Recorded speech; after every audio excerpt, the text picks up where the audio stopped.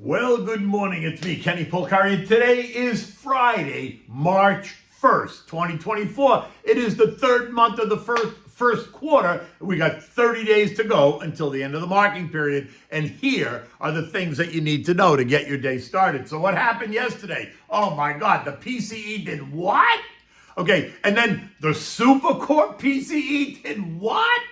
Traders are betting that a June cut is alive and well, completely ignoring kind of the underlying data. Oil up, gold up, but bond prices up, and stock prices close higher, right? What do we have for dinner tonight? Well, it is Friday in Lent, so we're having a Dover Sole Francese. Okay, so que pasa? I mean, what was all that angst for? It was all for naught. The PCE deflator was spot on. Yes, it was elevated, but it was expected to be elevated. So guess what? Well, since it didn't get any worse, the narrative is now once again about the coming June rate cuts, right? But here's the issue. Conveniently buried in the data, because it doesn't support the June narrative, is what happened to the Supercore PCE deflator. Now, essentially, what's happening with the stickier parts of inflation? And it isn't good. Now, recall that the Supercore PCE deflator is the basket of goods and services minus the food and energy inflation, which is the core, and then minus housing inflation. And that is the Supercore. They take out housing data because it tends to lag and supposedly doesn't give us a true reading. Okay, so what was the Supercore number? Well, it exploded higher month over month, going to up 0.6%. Actually, it was 0.596%. And it's back to kissing the highs seen in December of 2021. Now, recall what the inflation rate was then. CPI was 6.7%, on its way to 9.4%. And all this says is that the Fed is nowhere near its stated goal of 2%. In fact, they are moving further away from that goal. Now, what's interesting is the Fed was happy to sing the praises of the Supercore rate when it supported their narrative. Think July of 22, when the CPI rate was 9.1% and the Supercore fell from plus 0.5% to up 0.1%, allowing them to say that the Supercore was a leading indicator, suggesting that CPI was about to turn down, which it did. So does a jump in the Supercore numbers suggest that inflation is about to turn up, which it is doing? And if so, why is everyone so mum on the issue? Simple, because it doesn't support their story. Period, the end. And because they are trying to keep the markets calm and keep the algos calm and not cause the market to sell off. Look, the wait-and-see approach has proved to be the right strategy. And I still think it is the right strategy. Cutting rates now, when the inflation rate remains well above the target, is not the best idea. Yet yesterday's data seems to suggest to some that a rate cut is not only needed, but now it's back on the June table, right? The hotter PCE read and the hotter Supercore read apparently restores confidence in the not if, but when rates go down comment, right? Krishna Guhai, head of central bank strategy at Evercore, puts it this way. The PCE report contains no new bad news on the inflation dynamics, with June remaining a solid bet for the first rate cut. Okay, Krishna. Jamie Cox of Harris Financial Group says that concerns are overblown. And Chris Larkin at E-Trade thinks the report eases any doubts about the Fed digging at its heels and keeping rates higher for longer. And while maybe I hope these guys are right, it's necessary to note that neither one, Jamie nor Chris, was alive in 1979, 1981, when we experienced out of control inflation because the Fed prematurely cut rates thinking they had slayed the inflation monster. But that's another story. So let's just move on from there, right? So what did stocks do? Right? They swung both up and down only to end the day and the month in the plus column, right? At 4 p.m., the Dow attacked on another 47 points, leaving it up 3.5% year to date. The S&P's up 26 points, leaving it up 6.8% year to date. The NASDAQ adds 145 points. It's up 7% year to date. The Russell's up 15 points, leaving it up 1.4% year to date. The transports gained 135 points, leaving it slightly negative on the year, while the equal weight S&P gained 33 points, leaving it up 3% year to date. The best performing sector was tech. Oh my God, go figure. The XLK up 1.1%. Up next were communications and real estate, both up 0.8.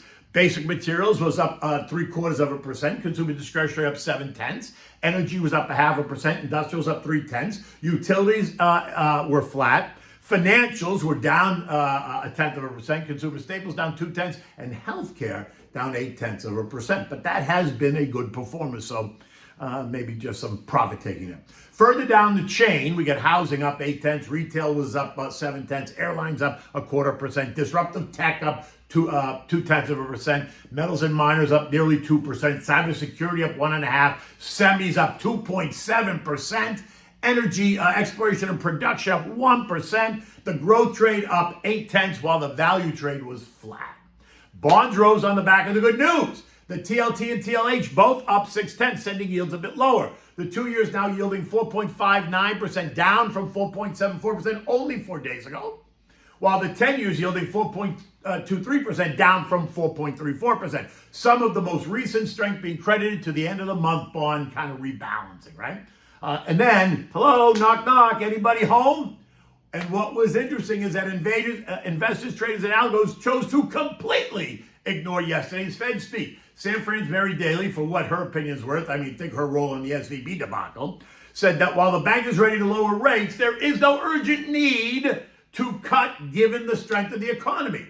Rafi Bostic repeats his call for patience, and Cleveland's Loretta Mester said that while the data shows policymakers have more work to do, right? So no need to run and cut rates. Now, none of this suggests to me that there's any reason to change course, which is why I remain in the no-cut camp. But as I told you, I'm not in the committee, so guess what? My vote doesn't really count. But it's the logic that you got to think about, right? Oil prices up $1.30 this morning, or 1.6%, at $79.54. Once again, kissing the magic $80 number that the Saudis need. Kuwait crude exports slumped in February as per the OPEC limits, right? Overall flows out of the Persian Gulf dropped by 9.5% month over month, representing the lowest level since October of 2016. In addition, a breakdown in ceasefire talks in Gaza were complicated by more than 100 Palestinian deaths, the cause of which is still in dispute, and will only further complicate the ceasefire talks, and that only raises the tension in the oil patch. And if that's not enough, China reports that their manufacturing activity contracted for the 5th month, suggesting that Xi is going to have to roll out stimulus measures that are expected to stimulate demand for energy. And now that's a stretch, but that's what they want you to believe, right? Rather than the fact that energy demand around the world is expected to grow, period. And if you say EVs and alternative energy are going to solve the problem, here's a little tidbit for you. EVs and data centers and Bitcoin miners, etc., are draining more energy off the grid faster than we can supply it. They are just sucking it out. And that's only expected to grow. So anyone that thinks energy demand is going away, you need to wake up. The sun and the wind are not enough to support the energy needs of a growing world. So get off that bandwagon. Oil remains in the $75, $85 trading range. Gold shot higher yesterday on the back of the PCE data and the interpretation about what it meant. And gold traders are betting that a rate cut is on the table, thus the move up in gold. This morning, gold is up $11 at $20.65. This after rising $9 yesterday. It pierced up and through resistance at $20.52 and is now back on the north side of that. So now we're in the $20.50, $2100 trading range. If the market continues to believe that a June cut is possible, then watch gold challenge 2100. Eco data today, well, it's going to be a fight. The S&P manufacturing PMI is expected to be 51.5, which is expansionary. And just another reason to sit tight on rates. While the ISM manufacturing PMI is expected to be 49.5, which is contractionary, right? Remember, 50 is a neutral line. And so which data point are they going to focus on today? The strong one or the weak one? Construction spending of up 0.2, and University of Michigan sentiment survey of 79.6. And University of Michigan 1-year inflation expectation remains at 3%. Dow futures are down 40, SP is down 4, NASDAQ is up 6, and the Russell is down 3. It's a new month, and it's the 3rd month of the 1st quarter. Only 30 days until the end of the marketing period. What will March bring? Will it come in like a lion and go out like a lamb? Will we see pressure on stocks in the first half of the month only to see it subside as we move into the end of the month? No matter what, this is exactly why it is important to keep your head straight, build a diversified defensive portfolio, and then stick to the plan. European stocks are all higher on the first day of the new month. Italy is the best performer, right? Up 1.1%, followed by Spain up 1%. Germany and the UK are up 0.7. France is flat. Eurozone and France is flat. Eurozone inflation fell to plus 2.6%, down from plus 2.8. The ECB is watching closely. And why? Because they too are expected to cut rates in June to counter the stagnation across their region. Now they're in stagnation. We are not. The S&P rose 27 points or 0.5% to end the day at 5,096. Another new closing record in the 14th one this year. And it's only been 2 months. Now, while we're kissing the all-time highs, it's tired. It appears to be struggling a bit as we see some reallocation. New York Community Bank, which was down 53% coming into this morning, is going to see it down another 25% when trading starts. It closed at $4.79. It's trading at $3.50 this morning as it identified some material weaknesses in their internal controls related to internal loan reviews. Oh my God, sounds fishy to me. But this does suggest, does it suggest a pothole ahead for the broader market? I don't think so. But remember, all you need is one catalyst to ignite the fire. I just don't think this is it. New York Community Bank has been under fire. It already lost 55% coming into this morning, and the broader market is kissing all-time highs. So no, I don't think this is the catalyst. Just FYI, BlackRock is the biggest holder. It owns 83 million shares. Vanguard owns 70 million. Wellington, State Street, Dimensional Funds, and Hartford Financial Services round out the top 5 holders of New York Community Bank. How you doing? Now, Wendy's apparently gave their surge pricing idea some more thought after getting completely trashed in social media. And it's now using that debacle to launch a new ad campaign, saying that the only thing surging at Wendy's are the flames. Burger King, using this opportunity with a no urge to surge promotion, is offering free Whoppers to try to gain market share, saying that we don't believe in charging people more when they're hungry. Ooh, touche. Now, does the name Melissa Heinerscheid mean anything? Think Bud Light. Where did she go, by the way? Is she teaching marketing at Harvard now? Just FYI, her ad campaign cost Budweiser some $1.4 billion. I wonder if she got a big bonus for that. Anyway, I'm in New York City next week, so I will see you from there. So have a great weekend until Monday. Take good care, but let's talk about what we're having for dinner. We're having the Dover sole franchise. It is Friday in Lent. You know, Friday in Lent means you got to eat fish. If you're a good Catholic, that's what it means. Now, for this, you need 1 pound of Dover sole. You need flour, eggs, Parmigiano cheese. You need salt and pepper, olive oil, butter, fresh lemon juice, Marsala wine, garlic, and a little bit of cornstarch. You want to preheat your oven to 300 degrees. In a bowl, you're going to mix 3 eggs and a handful of Parmigiano cheese and some salt and pepper. You're going to beat it well, set it aside. In a large saute pan, you're going to heat up the butter and a little bit of olive oil. Now, take the sole, the fillets, dredge them in the flour, then dip them in the egg mixture, and then place it in the hot saute pan, right? Don't crowd it because it sucks the heat out of it, so do it nice.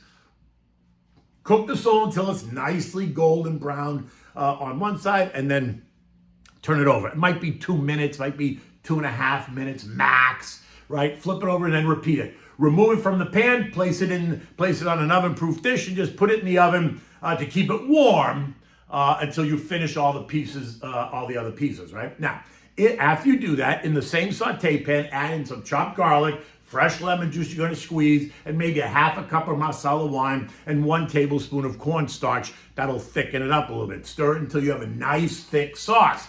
Serve it immediately. Now take the fish out of the oven. Serve it immediately on a bed of herb-flavored rice, and then pour the sauce over the fish, right? Serve this with a green vegetable if you want, or a big green salad mixed. You don't have to make it complicated because the beauty of this dish is the sole franchise. In any event, it's Friday. It was raining this morning. It looks like the sun's trying to come out. It's probably going to be about 75 degrees. I'm getting ready to go to go to the studio to appear with Stuart Varney at 9 o'clock on Varney and Company on Fox Business. Until next week, when I see you from New York, take good care.